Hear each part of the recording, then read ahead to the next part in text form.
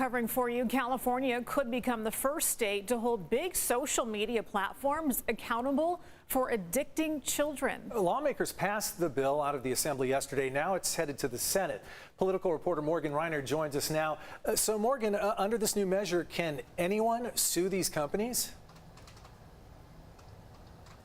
Only if a child is harmed as a result of being addicted to social media can parents or the Attorney General sue. Now, harmed can mean either physically or emotionally.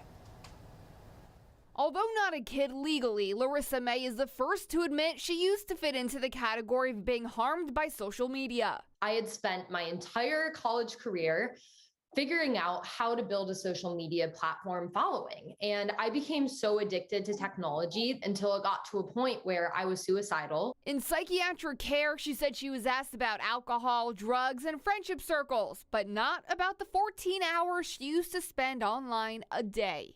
And I saw that there wasn't a solution to teach these kids, me at that time, how to thrive on these platforms as opposed to being hurt and broken and ultimately losing our life. So I made it my mission to do that. She decided to share the half you don't see on social media. The platforms are not built for us to have control, but at the end of the day, we do have power to develop positive habits in the same way that we can develop habits with our nutrition and our fitness. As the founder of Half the Story, she testified in the California Assembly in favor of AB 2408. The bill only applies to companies earning at least $100 million in revenue annually. Companies found in violation could face penalties of $25,000 per violation or up to $250,000 per violation if it's done knowingly. It would be the first in the nation state legislation that would hold tech companies accountable. Our hope is that if we can pass this and get it through in California, the chances of this being adopted in other states around the United States are much higher. So how does a company avoid penalties?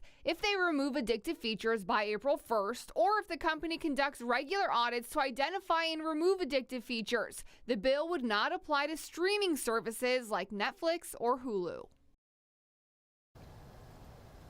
This bill is bipartisan, authored by both Republicans and Democrats. But some business groups say that if this does become law, that these social media companies are just going to stop operating for kids altogether in California. This seems like a challenging law to enforce and to win in court. But what kind of features are we talking about here? What are they saying are the features that are addictive?